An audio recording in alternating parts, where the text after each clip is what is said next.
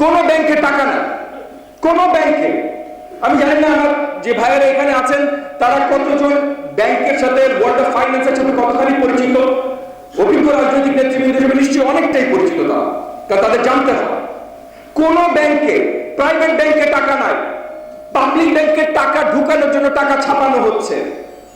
ব্যবসা কেউ করতে পারছে না, একমাত্র একটা ব্যবসা বাকি আছে, লুটের ব্যবসা। লুটের ব্যবসা কে করে? এই ফ্যাসিস্ট সরকারের লোকজন করে। কোন সৎ ব্যবসায়ীও ব্যবসা করতে পারছে না। আপনি অর্থনীতিকে বাঁচাবেন কিভাবে? কিভাবে বাঁচাবেন? ইকোনমিক ক্রাইসিস থেকে উঠতে হলো একই উত্তর ভাই, ফ্যাসিস্ট আওয়ামী সরকারের বিরুদ্ধে দাঁড়াও। আজকে পাঠ্যপুস্তকে আপনি তরুণ সমাজের জন্য সঠিক পাঠ্যক্রম আনতে চান, ভালো কারিকুলাম আনতে চান, আপনি একই জায়গায় আটকাবেন। এমন না যে আমাদের দেশের শিক্ষাবিদদের কোয়ালিটি ভালো না, তারা সুন্দর শিক্ষানীতি দিতে পারে নাই, এমন কিচ্ছু না ভাই, এটা আমরা সবাই জানি। এই ফ্যাসিস্ট আওয়ামী সরকার কর্তৃত্ববাদ বজায় রাখার জন্য বা স্থাপন করার জন্য তারা এমন একটা কারিকুলামের সৃষ্টি করেছেন যেন আমাদের তরুণ সমাজ, আমাদের শিক্ষার্থী সমাজ মেরুদণ্ড ভেঙে পড়ে থাকে। তারা যেন বিশ্বে কম্পিটিশনে টিকতে না পারে।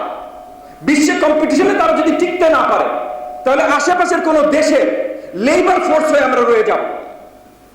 গত 50 বছর ধরে যেমন আমরা বিদেশ যাই, 80-র দশকে আমি যখন সৌদি আরব গেছি, যখন মালয়েশিয়া গেছি, যেই যেই দেশে 90 দশকের পর মালয়েশিয়া থেকে এগুলো জায়গায় লেবার নেওয়া শুরু হলো, 80-90 দশকে যখন গেছি, যেই কাজ বাংলাদেশি ভাই করে একই কাজ আমার ইন্ডিয়ান ভাই করে, একই কাজ পাকিস্তানি ভাই করে, একই কাজ শ্রীলঙ্কান ভাই করে।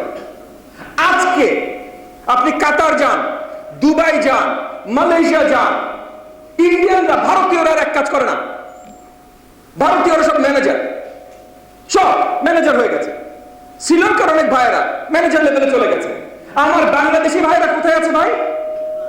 ওই একই আনস্কিলড লেবারের কাজ করছে। কেন? কারণ স্কিল ডেভেলপমেন্ট, শিক্ষাক্রমের যেটা মেইন দায়িত্ব, এই স্কিল ডেভেলপমেন্টে আমাদেরকে রুখে দেওয়া হচ্ছে যেন আমরা গ্লোবালি কম্পিট করতে না পারি। আজকে আমাদের দেশ থেকে ভারতে প্রত্যেক বছর $বিলিয়ন স্যালারি যায়। আমাদের দেশের জনগণ, আমাদের তরুণরা চাকরি খুঁজে পায় না। আমাদের তরুণরা চাকরি খুঁজে পায় না, এমন কোন বড় কোম্পানি নাই যেখানে বড় বড় পদে ভারতীয় নাগরিক নাই। কেন? কারণ আপনারা কোম্পানিদের যে বলবেন আপনারা কেন দেশের লোক নেন না, ভারতীয় নাগরিক কেন নেন, কোম্পানিদের একই উত্তর ভাই, আমার দেশে স্কিলটা নাই। আপনি দেন, আমার তো ভারতীয়রা বেশি টাকা দিতে হয়। ব্যবসায়ী ভাই টাকা বুঝে, সে আর কিছু বুঝে না, সে জাতীয়তাবাদও বুঝে না, ও শুধু টাকা বুঝে। ওর যেখানে খরচ কম ও সেখানে নেবে।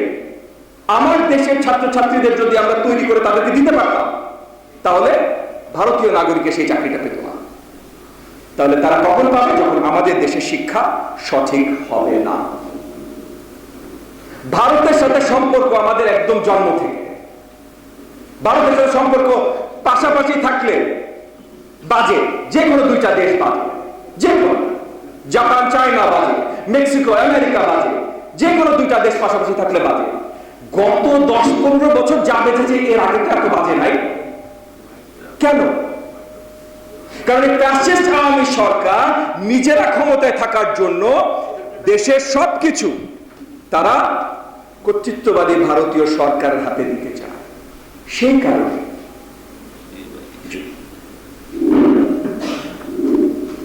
তো এখানে এই সমস্যাটা সমাধান হতে একটা, দুর্নীতি সমাধান, ফ্যাসিস্ট আওয়ামী হাঁটা। শিক্ষানীতির সমাধান, ফ্যাসিস্ট আওয়ামী হাঁটা। পররাষ্ট্রনীতির সমাধান, ফ্যাসিস্ট আওয়ামী হাঁটা। তাহলে সবকিছুর ভাই যদি একটা সমাধান থাকে, ফ্যাসিস্ট আওয়ামী হাঁটা, তাহলে আমাদের কি করা প্রয়োজন? ফ্যাসিস্ট আওয়ামী হাঁটাও। আমার সাথে কি কেউ দ্বিমত পোষণ করবেন ভাই?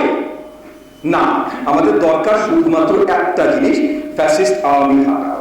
এবং এই ফ্যাসিস্ট আওয়ামী আমরা যেই মুহূর্তে হাঁটাবো, সেই মুহূর্তে জনাব মামুনুল হক এবং একই সাথে আমাদের দেশের জ্ঞানী গুণী যত আলেম ওলেমা ভাইয়েরা আছেন, তাদের সবার কারামুক্তি এমনি তো চলেন, আমি আর আমার বক্তব্য দীর্ঘায়িত করব না, অলরেডি সংক্ষিপ্ত করতে বলা হয়েছে, এখানেই সংক্ষিপ্ত, এখানেই শেষ। চলেন সবাই একসাথে কাজ করি এই ফ্যাসিস্ট আওয়ামী সরকার হারাতে। তাহলে সকলকে অসংখ্য ধন্যবাদ। জয় বাংলাদেশ।